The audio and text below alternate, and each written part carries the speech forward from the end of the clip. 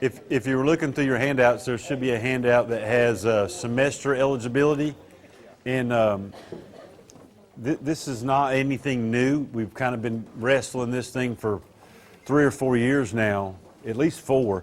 And on semester eligibility, there's been situations where we've had coaches in the district and they've played a player second semester or even first semester, and the player was ineligible academically, but the coach didn't know it. It was an accident, but even though it's an accident, we have to report it. And the reason it's an accident is they go and look in the AS400, which is our software system, and if you look and find the GPA of a high school student, on the bottom right-hand corner, it may say 2.0 or 2.1. That kid's kind of close. But you have to be mindful of, is that student in a year-long course?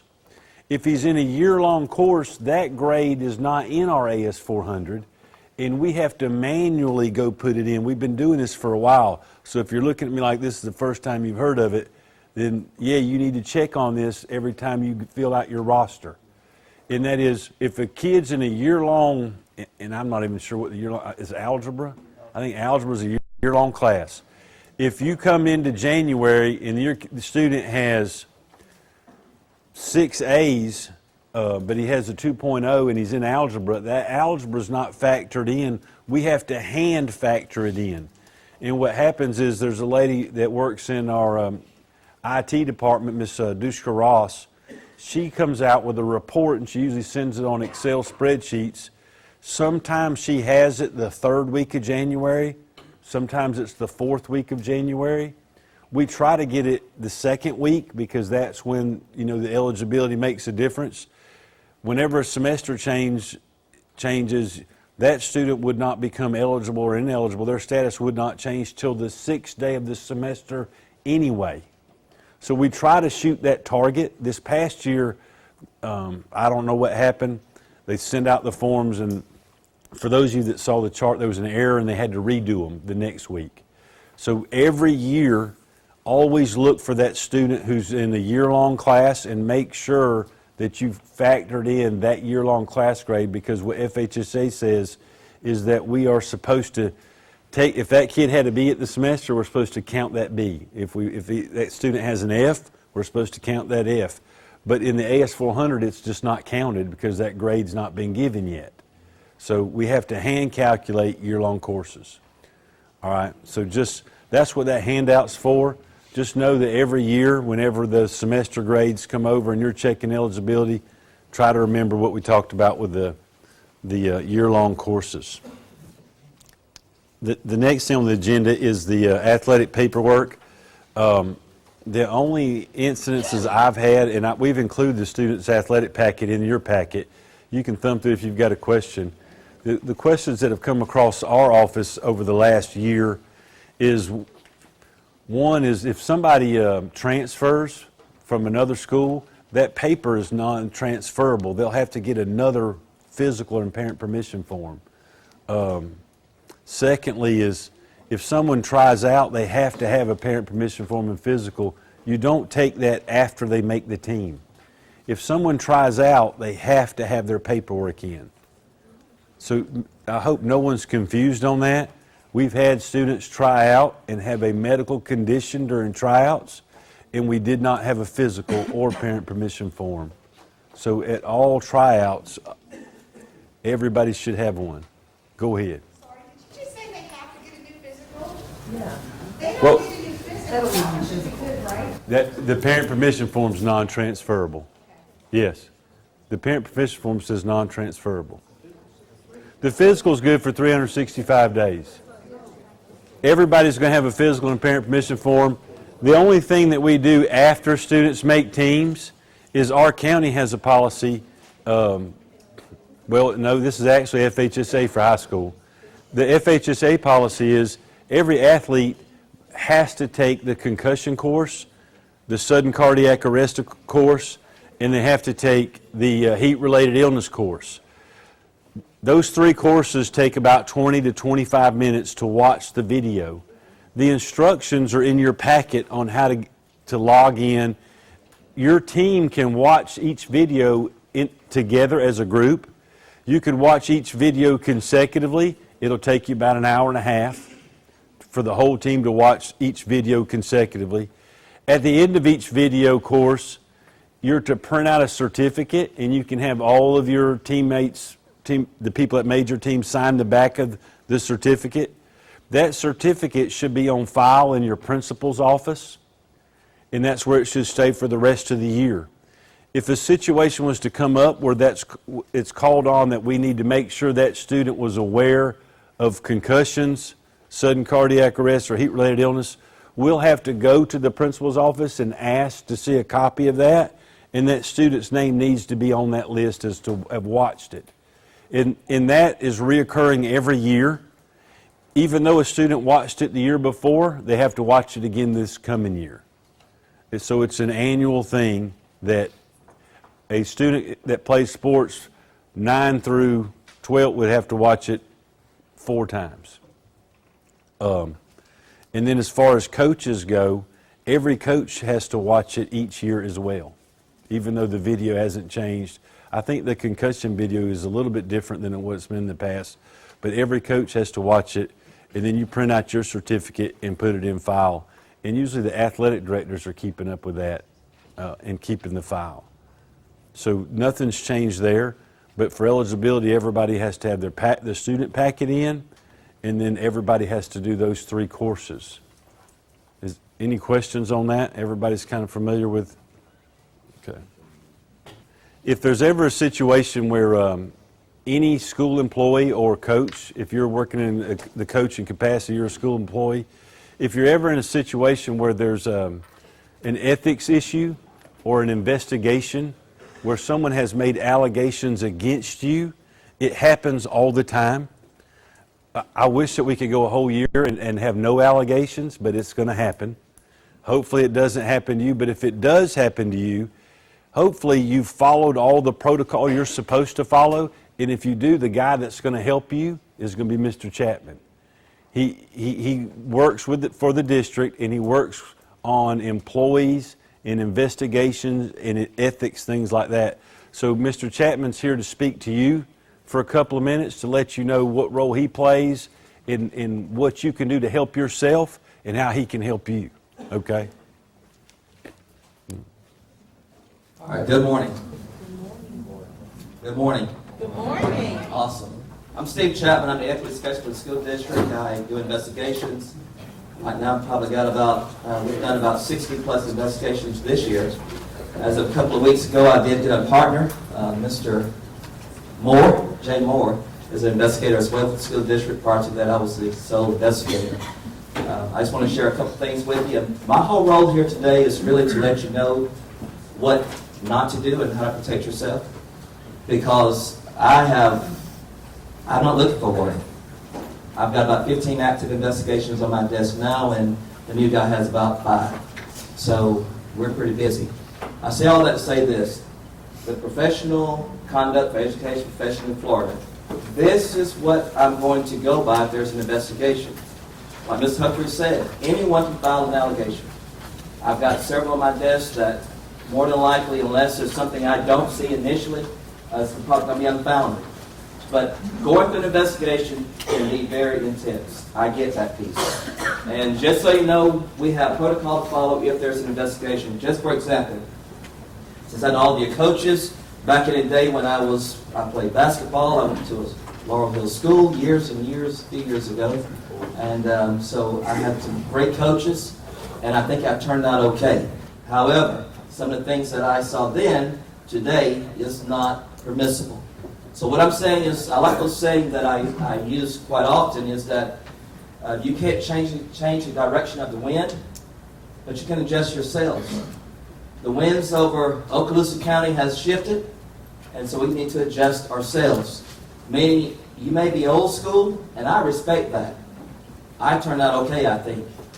However, because of the way things are today, everything's heightened, being alert and so forth, and awareness and so forth, that our parents, and which I believe is a different breed of parents that we deal with today in society, and students. I get that piece. My background is law enforcement. I did about 12 years at the sheriff's office. 9 years as a school resource officer, 2 years and so forth as a EBD ESE classroom teacher. And so I kind of understand some of the things that you are dealing with. And so I say all that to say this, we all go by the same pamphlet that's in your packet today. And if there's an investigation, I know back in the day, coaches sometime, and I'm sure it's not happening in Oklahoma County today, that you try to assist a student getting in place by pulling them in line and so forth and so on. I'm just saying, I'm just going to do an investigation. And many parents do come to us when such and such grab my child, they grab too hard.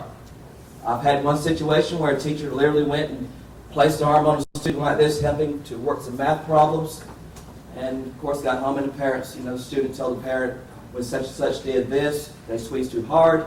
Well, that's automatic call to DCF. Once DCF is involved, if they accept the case, as educators, we're now looking at potentially 4 different investigations. First investigation, DCF. They're going to notify law enforcement. So there's going to be a criminal investigation. They're going to determine abuse or neglect, more than likely.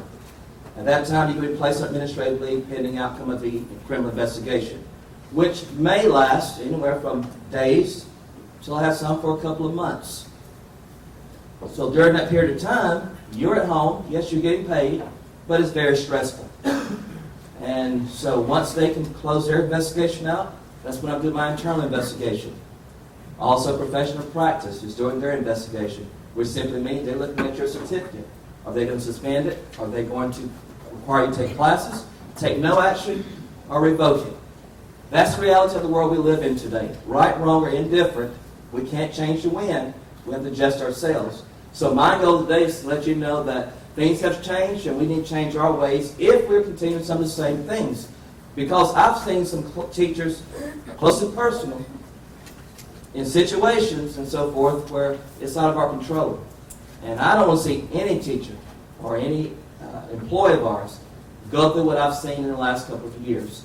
But it's real, it's reality, and for those of us who may still have some of the old practice things we do and so forth, understand, if there is a complaint made and it is accepted, once that train leaves the station, we cannot stop it. Once we do an investigation, I'm going to pull this out. And I'm going to ask you, because most of my cases, I said we got 60 plus cases right now that we've done this year, this school year alone. So one of the things I'm going to ask is, did you make every reasonable effort to protect the student from conditions harmful to learning and to the student's mental and or physical health and or safety? That's about 60% of my cases. If you're touching students, I'm going to say resist it. Okay? The AT&T syndrome, reach out and touch someone. I advise you not to do it because sooner or later, someone is going to make a complaint. And if I can show that, if evidence shows that you have placed your hands on a student, and the student was not hurting himself or hurting others, you're going to just put yourself into a situation where you've got to explain what happened, why you did it. Now, intent versus impact. If I'm on top of a 20-story building and you push me off, the impact's devastating. I get that. If I'm on top of a 20-story building and I jump off, the impact's devastating. I get that. What am I saying? Your intent does not matter. I was only trying to get them in line. I was only, trying to correct them. I was only doing this. That doesn't matter. I deal with the impact. And the law is very, very plain. It's very simple. If I'm putting my hands on you and I don't give you permission, they can literally term that as simple battery. And I've had situations where parents have pushed that. There's nothing we can do about it. So it's not the district. It's saying follow the professional code of conduct. That's what we're saying. Treat every kid with dignity and respect. That's all you got to do. If you do that, you'll be in good shape. And I have 2 boys of my own, and I probably interact with them differently than I do students in my classroom. Okay? If they misbehave, they understand what's going to happen. Okay? But I cannot do that when I'm interacting with students. These are somebody's children. And that's why they come to my office. Most of my phone calls start out either here or I've got an attorney, so Mr. Chapman, get ready. So that's my conversations. And I have them often. I've got about, like I said, about 60 cases. Those are individuals, many of them have heard the exact same spiel you're hearing today. And guess what they decided? I'm going to do it my way. This way I've always done it. until they meet the right student and the right parent. So what I'm saying is I don't want to see you go that route. And so if I can be proactive on the front end and share with you that this stuff is real, and when they're looking at your certificate, after maybe you've worked 25, 30 years, however many years, and they deciding they're going to revoke their license, and we got to do this and so forth, I don't think it's worth the risk. I'd rather walk away with the power of the pen, make a decision, than put my career, my livelihood at stake for a student. I'm just being very honest, very open with you, because this is my world. This is what I deal with every day, and so forth. So keep that in mind.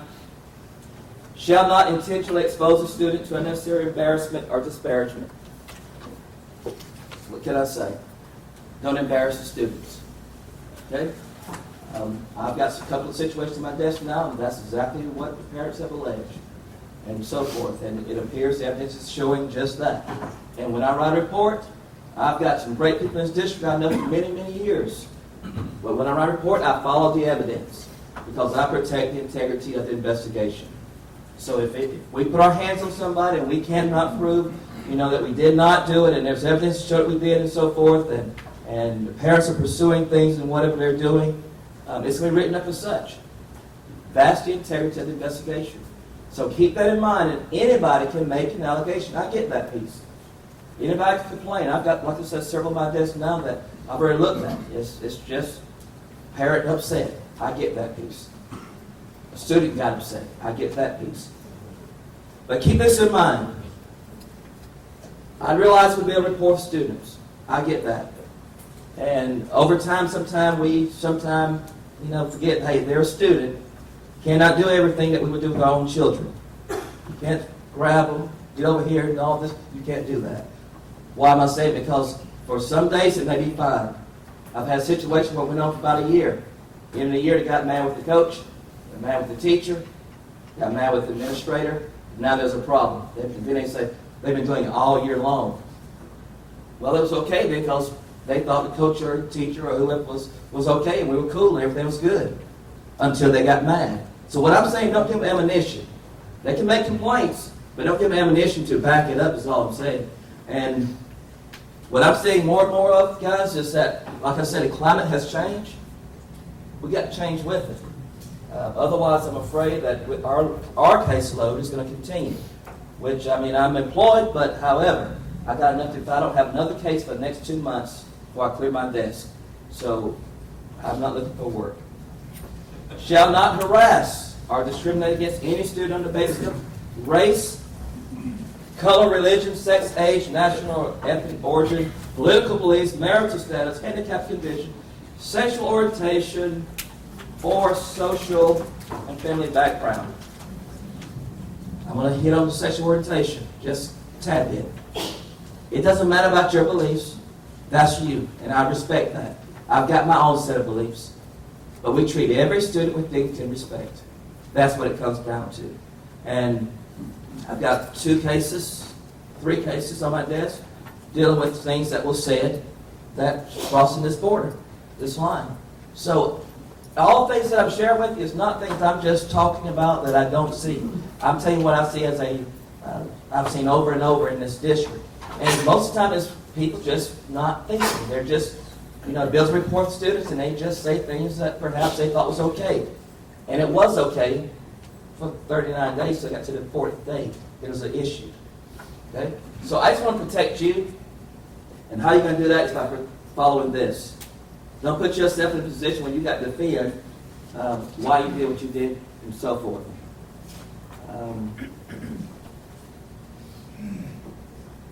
Shall take reasonable precaution to distinguish between personal views and those of the education institution or organization with the individual, which individual is affiliated. Again, you got your own personal views. I know who I am. I know what I believe in and so forth. I stand on that. And at the same time, I realize I work for this kind of school district, and no matter what I feel, I've got to treat every student, every employee with dignity and respect. And not just students we're talking about adults as well. Interact with one another. Watch the jokes. I just went to a situation yesterday where someone sent a text message, very inappropriate, and so forth, to another employee. I'm just saying to all of us, I'm not looking for work. And don't put yourself in a position where you have to go home and be stressed out. Because it's going to affect not just you. It's going to affect your family. It's going to affect your teachers, your co-workers. It's going to affect everyone. That's the reality of it. And that's what I've seen over and over and over again, 60 plus times now, the same stuff. So my message is, if I can ever help you, I am here to help you. I'd rather have a 15-minute discussion with you than 2 week, 2 month, 5 month, 6 month investigation later. Because it is stressful. And I know people want to rush and hurry, get it over with and so forth. I get that piece. I know Code of Ethics, we hear it every single year. I get that piece. But so did the other 60 plus people that find themselves in these positions and predicaments that we're in. Any questions for me as far as ethics, professional practices? Any questions? I am a welcome face on campus. If you see me, you know, I'm not the bad guy. I'm just doing my job. Thank you.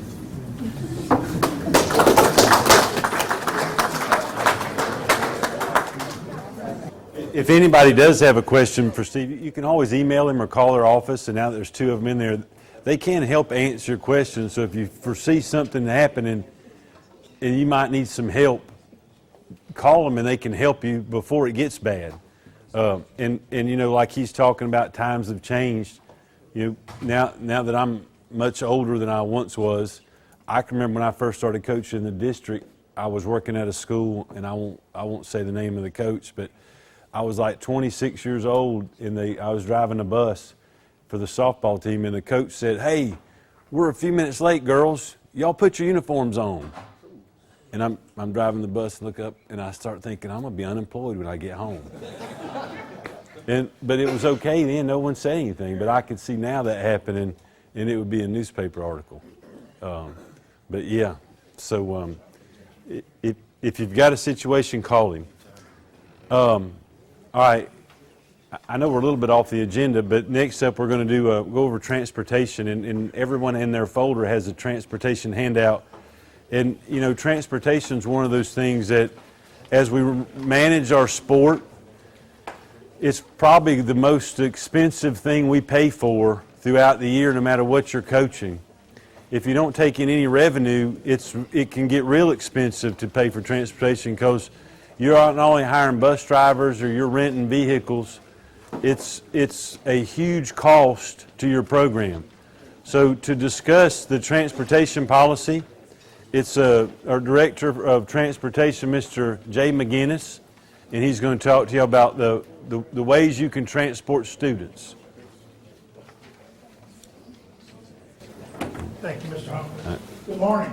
I'm glad that I was able to come today, because first of all, I'd like to thank each of you for either driving the bus to one of your events or activities, or working with us on scheduling the bus. I know it's been a trying year for us, trying to get the students home on the routes and to get y'all where y'all need to go for your activities. So that's the first thing I'd like to do, is say thank you to all of y'all for working with us. I appreciate that, and I know our staff does as well. The first thing I'm going to do is, you've got this handout here on student activity, transportation, technical assistance. This basically just gives you the rundown on the different options you have for transporting or being transported to one of your events when you have somewhere to go. I'm going to run through them real quick. The first one there is if you use one of our buses and one of our drivers. That's usually the most prevalent that everybody uses. That's simply send your requisition into our office, time and date, and we send you a bus out there when you've requested it, for the most part. Maybe a little late, but we try to get you there when we can. The second one there is traveling via school bus with the team coach, class teacher, club member driving, and that would be one of y'all driving your own activity, which is perfectly fine. I know many of you have a CDL. We encourage y'all to get those CDLs, and we will provide all that training for you. But that's the second type of option you have to get to where you're going. The third option is a one-way trip to an activity that you ask us to drop you off. And we allow that, in county. And the reason we allow it in county is because we have a bus shop in Crestview, Niceville, and Fort Walton. So whatever school you're at, if you break down or if there's bad weather or something happens, the event gets canceled, I can get a bus there in 5 or 10 minutes, wherever you're at in our county. You're not stranded. If you go out of county, if you go to Navarre, Pensacola, and something happens and we dropped you off and you say parents are going to come pick them all up, well, if the game gets over an hour early and 2 or 3 excuse me, the parents aren't there, we have a problem. They either got to ride with somebody that hasn't been approved of yet, or you've got to put them in your car if you've got one there, which is not the best thing to do if you haven't had that previously approved. So we don't do it out of county for those reasons. And I don't want y'all to think that we're being hard on you and we're wanting to make more money. That's not it. I'm doing it from a safety standpoint that if you're out of county, we want somebody there if you need to leave that activity and somewhere to put those kids, okay? The fourth one is transportation of students in privately owned vehicles. This is where you may decide you're the, let's say the golf coach and you have 6 players and you go to a golf match and you don't want to rent a bus, so you're going to have the parents take them to the golf match. Well, that's okay if you've done the right thing, and that's to obviously fill out the form and send you to the principal so he can make sure that the people have the right insurance. Then also, the school has sent us the person's driver's license so we can run that through the DMV system to make sure they have a proper driver's license or a current driver's license. What we look for is 3 violations within the last 3 years, moving violations, or no DUIs in the last 10 years. That's the same criteria we use for when we hire a bus driver. We will not hire one if they've had that. It's a state law, basically.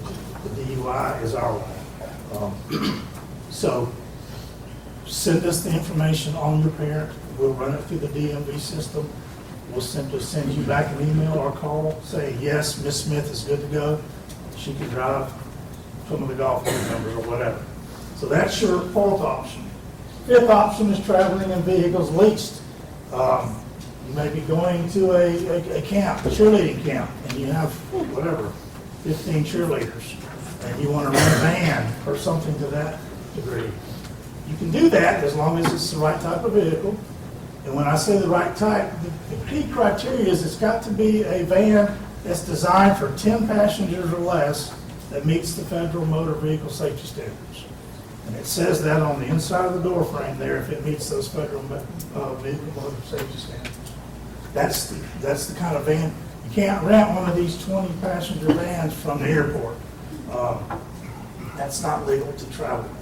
So I just want to make sure y'all are all aware of that, because I know we have to do that sometimes.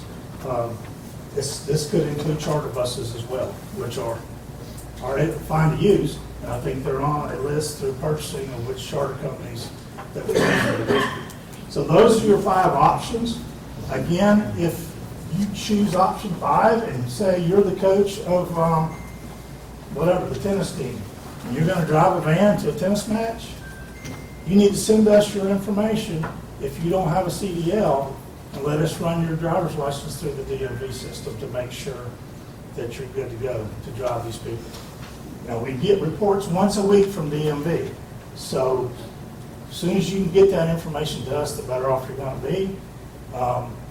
If you send it to us the day before you got to leave, there's a good chance we're not going to get you cleared to drive. Usually takes anywhere from 2 days to a week, depending on which day of the week you get your information into us and we input it in the system. We're linked right into the DMV in Tallahassee, so all we do is have to put it into the system and it spits a report back out to us. Usually every Wednesday is when we get those reports. There's no calling down there. Now, the only other option, if you're in a bind and you've got to do it in a hurry, you can go yourself down to the DMV here in our county, whichever one you want to go to, and you can pay $10 to get a driver's license check and then bring that to us, and then we can get you cleared. That's your other option if you find yourself needing to go somewhere at the last minute and you aren't able to get it cleared to us. So that is the other option you can do as well. Any questions about those things there? All right, a couple of little things I want to go over. Information I want to give you all on if you want to obtain your CDL. It's a 44-hour class. We do them all times of the year. We're doing the one coming up here pretty soon this summer. We will do that free of charge to the school, to the employee. I do it to help the schools out, to help the coaches out, teachers, whoever wants to get their CDL. We'll put you through that training. We'll also do the third-party testing, which is the last part of the training to get you certified to drive the bus. If you're interested in that, please just let us know. Email me, email Bob Martin. He's our CDL safety trainer that works in transportation. He can also set you up and give you dates and times. A couple dates we do have. I mentioned we're just fixing to do a new class starting on June 12, 13, and 14 in the Transportation North Office, which is in Crestview.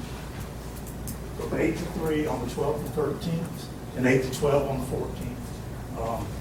Anybody interested in getting into that class, please email us as soon as you can and let us know, and we will give you all the details about that. In-service for those coaches that already have a CDL. June the 3rd will be held at Shoal River for the Crestview coaches in that area, Baker, Laurel Hill.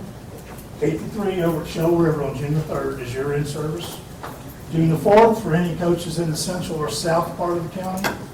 That will be Transportation South, our Fort Walton Beach bus shop over behind the Votech. Both of them will be from 8 to 3 on those 2 days. If you can't go to one or the other, you can, if you're, say you live in Niceville and you can't go to Fort Walton, you can go to Crestview on the 3rd. I don't care. You can go to either one you want to go to. We're flexible, that kind of stuff. So you may have something scheduled on one of the days already. You don't have to go to your area in service. So that's up to you guys. One other thing, if you have a game that is rained out, particularly probably, mainly in spring sports, I would say, please call us and let us know before you reschedule that game, just so we can make sure we have a bus available to take you that day. We had a baseball game late in the season. Got rained out on Thursday, I think, and they rescheduled it for Friday for like an hour earlier than they needed the bus on Thursday. And it was out of town. It was into Escambia County, I think. So we had a real problem when we got the call Friday morning saying, hey, we need the bus today. Our game got canceled last night. That puts us in a bind because we may already have all the buses we have available during the route times out for other schools that have already scheduled things. So just please let us know. We're not trying to tell you what to do, but we just want y'all to work with us and schedule things like that so we can assure when you reschedule that game, we can get you on the books and make sure we have transportation for you. Okay? Any questions for me? Yes, sir. Just one quick one. We, in the past, trying to get buses scheduled for teams to leave before schools are out, especially, like the high school games that start at 4, we're trying to get a bus to Crestview. Right. They got to leave Fort Walton at 2. How much difficulty do you foresee us continuing to have that way? Because it's a real problem when we start having the freshman JV games. It is. And trying to get people it's going to continue to be a places on problem time. until our driver situation. We have 28 positions right now that we have to fill. So if you can imagine a school that had 28 open positions, you got a lot of subs every day. Well, I don't have any subs. We don't have subs in transportation. If they got a license, we've already put them to work. What I do have is some mechanics and some secretaries that I've hired that have been previous bus drivers that I still get to drive, but I don't have 28 of them. So that's why we've been really diligent on trying to get y'all to work with us on when we schedule these games and things of that nature, and encouraging you to get some of the coaches their CDL so that you can go when you want to go. We do the best we possibly can, but I just want y'all to understand our driver situation, and it's not just in Oklahoma County. People say, oh, we don't pay enough. Well, yeah, I would love to see us pay our drivers more, but I talked to directors all over the state, and talked to one last week in Osceola County. He's 45 drivers short in his district. he's doing double runs. I said, what do you mean? He said, I tell him to hold this bus in the cafeteria till I can go do one run and come back and get another run. So they're doing things all over the state. Knock on wood, we haven't got to that level yet, but I hate to say it because I take it personally, but our level of service that we give with the county for activities and things, we can't just keep providing that level of service with our shortage right now. What, for planning purposes for all of us, what would you recommend, is the best time to know, I mean, all of us know our JV freshman schedules Right. now, we could turn them into you, but Right. chances are you're not gonna know your availability yet. And When do we need to make, I guess, what I'm trying to ask is, when should we be prepared to maybe make other arrangements? Because right now, you're not gonna be able to hit a lead time on the And schedule. it really all just depends on, like freshmen, I think y'all usually play on Tuesdays, if I'm not mistaken. Tuesdays and Thursdays are Okay. JV schedules. So, depends on, that may end up, Thursdays is when middle school plays. So, depending on how many buses we have on a particular day, dictates what we can and can't do. And depending on how many people call out that day, dictates what we can and can't do. And it's just a juggling act for us to keep it all scheduled and going.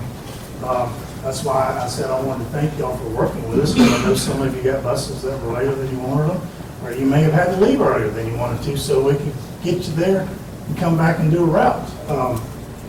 It's like a puzzle to us trying to put all this stuff together. I don't have a good answer for you, Coach, to tell you if you want to play freshman games at 4 o'clock in the afternoon. It's just, we're gonna have to do the best we can, unless you get a couple of your coaches with a CDL license, then that solves your problem. And I know a couple of our high schools have coaches that do that. That's one solution that you can possibly, look into. The other is get us your stuff in as soon as possible and just let us know, right up front when your schedule's going to be, so we can somewhat try to schedule things and put them on the book. And then for our other varsity sports, especially out of county games, where they have to leave at 2 or 3 o'clock time for varsity, the same scenario.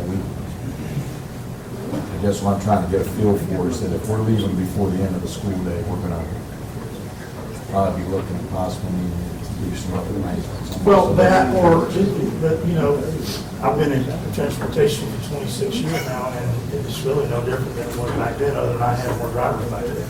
But it's always been a juggling act. Any given day, if 4 or 5 buses in the south end of the county, if you need to. I know there was one day recently where from Walton, had a bus going to Gulf Shores or somewhere, and then they wanted one going to Panama City, and then one to Navarre, and I had to call Mr. Paulson and say, I can't do this. Can you get one of your coaches to drive one of these trips? So I think he did, but it's just depends on how many buses y'all request. Some days, one school may request 3 or 4 buses that are gonna be right in the middle of the routes. And that just really puts us in a bind when that happens. And they may not know that they're doing that, because they're all being turned in by different coaches. They don't know that they've sent in to have 3 or 4 buses before and leave at 1:30. So it just really depends on the day. And I know that doesn't give you the answer you're looking for, but that's really the only answer that I've got. We're just going to have to keep trying to do the best we can and working with you guys to get you where you want to go. I would suggest this, though, if you take long trips, I would suggest that you take charter buses. We can't take a bus for a day or 2, or say 3 or 4 days to Orlando and be gone, not with one of our bus drivers on. We just can't afford to take a bus out of service that long, to be gone on a long trip like that for multiple days.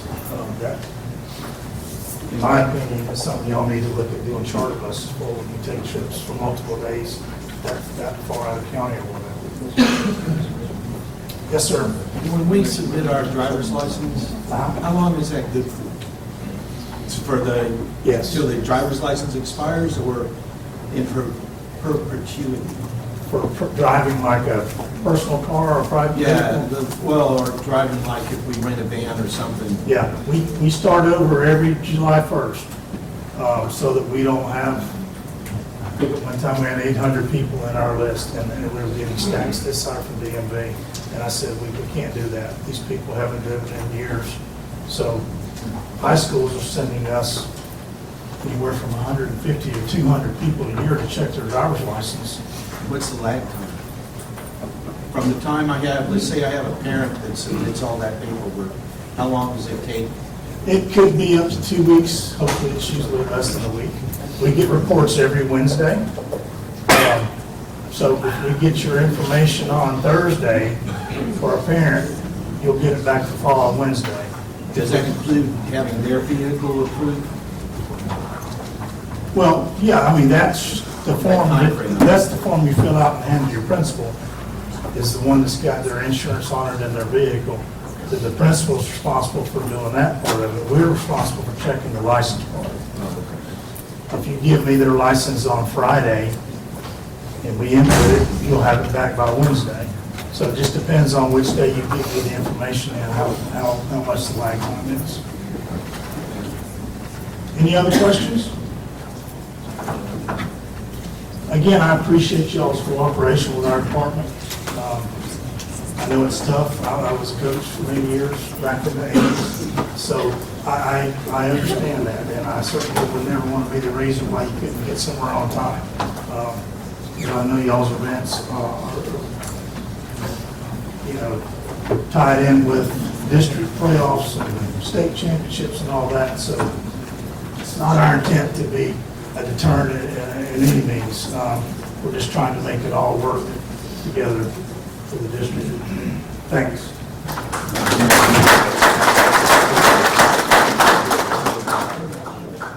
All right, the next thing that's on the agenda is for funding, and it should say fundraising. Most people do not know that the school district does not pay any money for athletic programs other than the supplement that you receive, and that's not a lot of money. I get calls all the time of parents that are complaining and they're mad, and I always try to explain to them that there's no coach getting wealthy off of their coaching supplement, and no coach is doing it to make a house payment, and that everybody's athletic program, you're trying to push your program better and better and better every year, and you can't do that without money. It's not possible. So everyone in here has fundraised before. Some people fundraise year-round. It's something that you have to do. So when it comes to fundraising, the best practice would be to always be transparent with your parent group at parent meetings. And I've even seen some coaches, when they have parent meetings, they'll list all their expenses, and they'll show parents that it takes this much money to run this program the way that we're running it now, and then you can let them know that you have goals to even run it even more, because parents, they want you to have a successful program, and almost everybody's program runs almost year-round, and that's what parents want. So the cost part, I've been in meetings with coaches at schools where parents have called in and made an allegation or a complaint, and when the discussion comes about money, it's almost like the coach kind of puts their head down, like they don't want to admit their program costs money. I'll say it with pride that, look, that coach's program costs money. You have to you either have to fundraise that money or you have to pay that money. So we have coaches in here that, and I get it, that will have a cost associated with making their team. And I've seen some of y'all's letters because parents will call and complain. And hopefully the letter is not worded something like this, where it says, congratulations, little Johnny made the tennis team. You owe me $250. Please write the check out to. You can't do it that way. if you do it that way, and then when Mr. Chapman gets involved and then there's an investigation process, the school board members are not going to back that. But what they would back is if the letter was softened up a little bit into where you would say, congratulations, little Johnny's made the team, and you go on about how all the stuff that your team's doing and things you got going on. And then you'll say, well, there's a cost associated with that position your son's holding, and that cost is $250, but you have a choice as a parent. You can go to these 4 fundraising events, or you can write a check. And so that kind of softens it up a little bit. If you do it that way, and you're up front, there's nothing wrong with admitting that your program costs money. And there's nothing wrong with you're expected to manage your budget. You're expected to stay within your budget. Some sports take in more revenue than others. Football has a huge gate in Okaloosa County.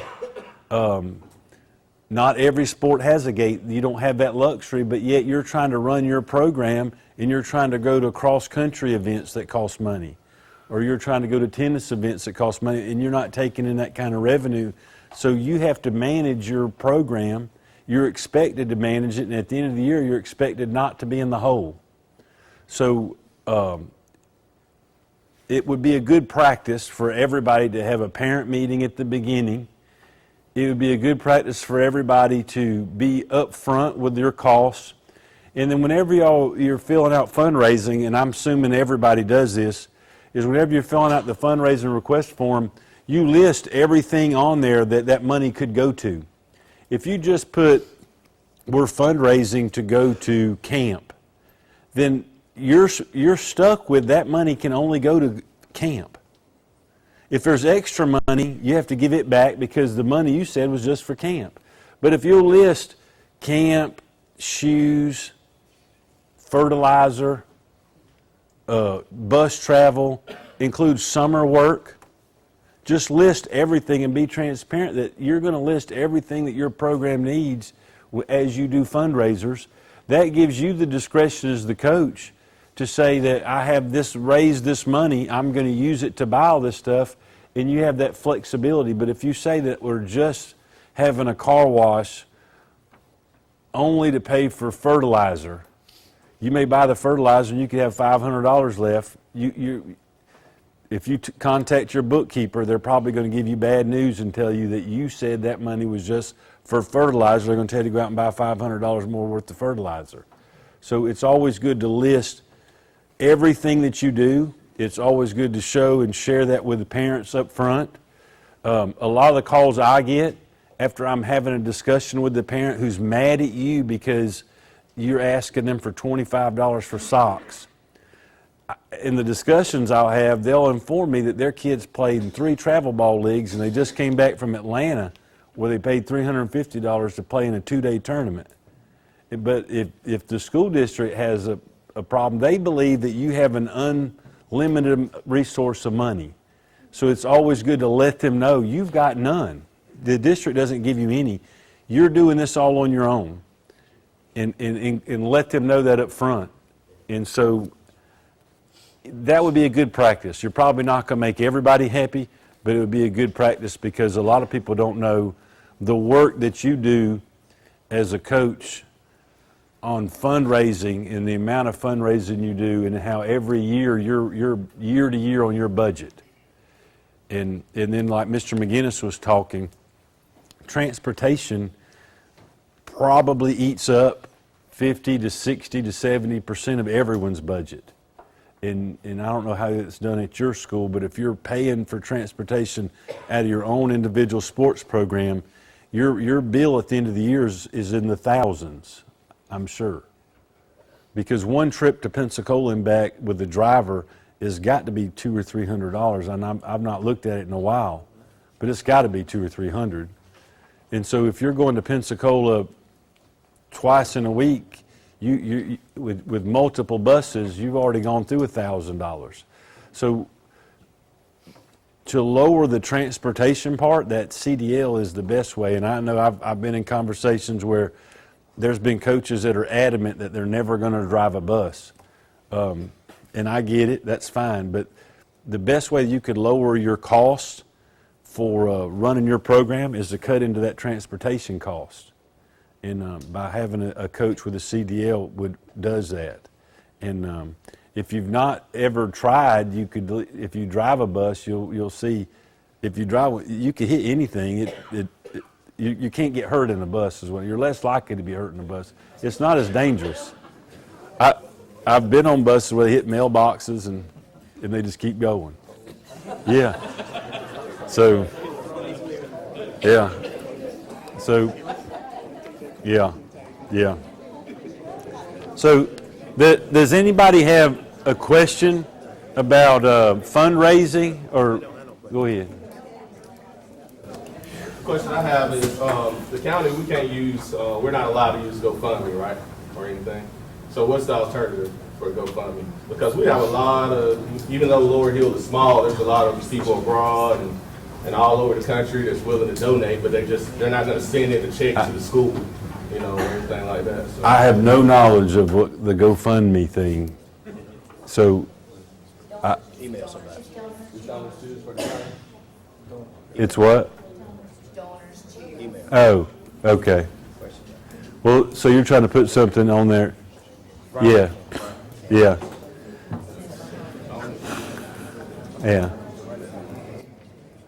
Does anybody else have a question on fundraising? I think his comment is that we all have to raise our own funds, but yet we have these really strict guidelines on how we can do that. And I understand like the healthy choice and stuff, but like utilizing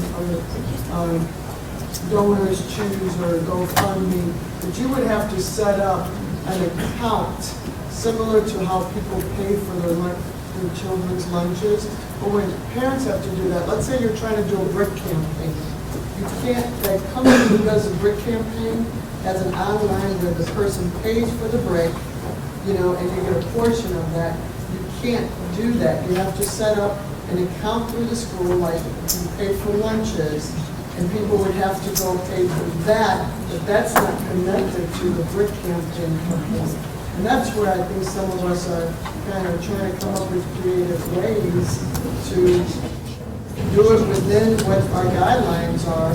Right. It's kind of like, if we're self-funded, and as long as we're not doing something lascivious, then why not give us those avenues that we can raise our funds? So That's where I think some of us get, pulling our hairs out. So you could not work with just this brick company or this fundraising company, just work with them only. You have to work through your bookkeeper.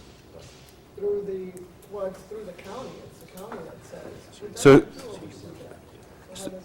So yeah, I know this much about money, but I know that everybody's supposed to work through their bookkeeper. So is your bookkeeper advising you on that? Is it the bookkeeper that's telling you? Yeah, she is, but I think what the issue is that we got to follow the county guidelines to do anything electronically in terms of payments and donations.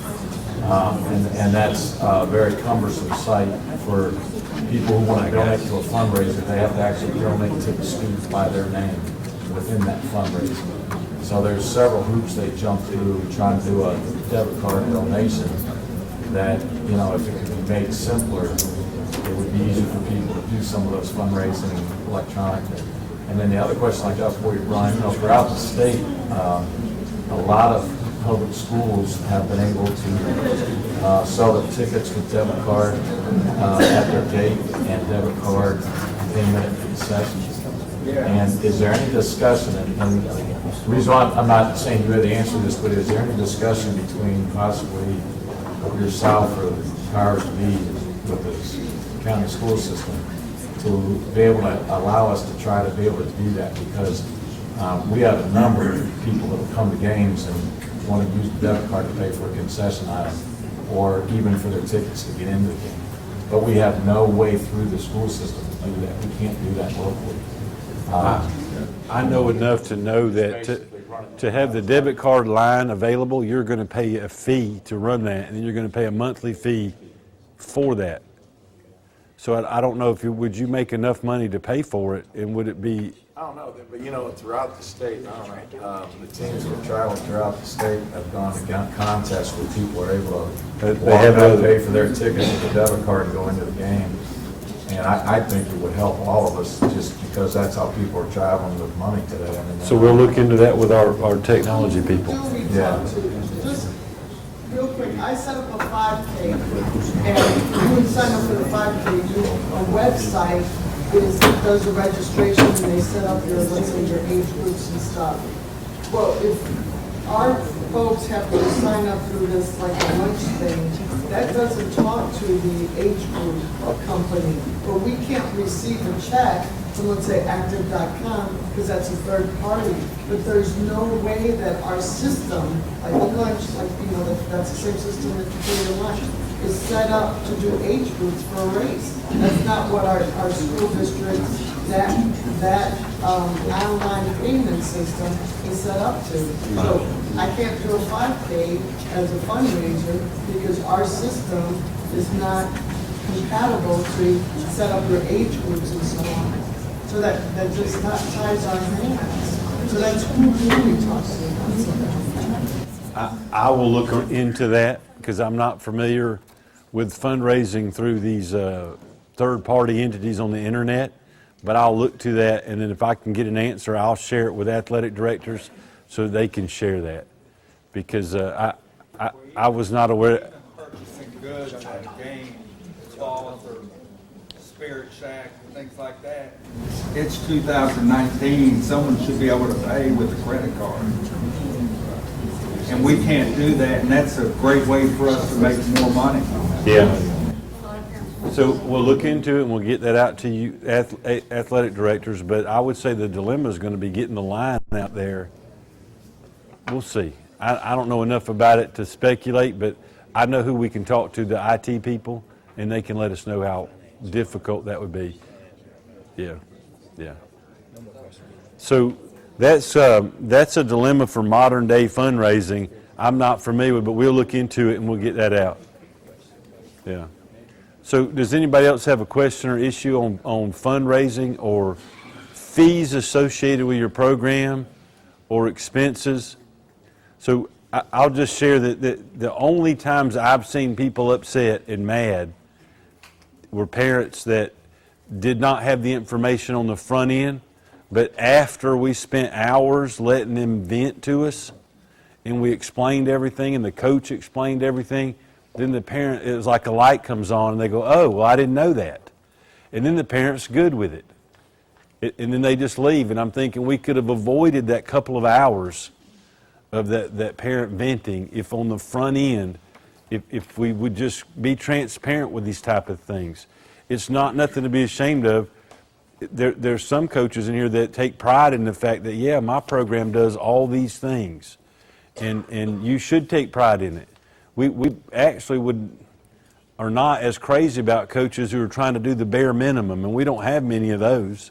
But if you're just trying to do the bare minimum and you don't need any funding, you're going to get a lot of complaints for that. So I'm for supporting you, supporting the fundraising thing. I'll look into this internet thing, and we'll get something out. What was left off was the weather bug thing, and it's kind of a big deal as we go into the summer, because in the summertime, every athletic program in the district can do activities in the summer. You can get together as a team and compete. You can go places in the summer. You can do workouts in the summer. A lot of people do 7, 8 o'clock in the morning. Some people do in the evening. And I'm sure everybody's working out your schedule at your school, trying to make the facilities available.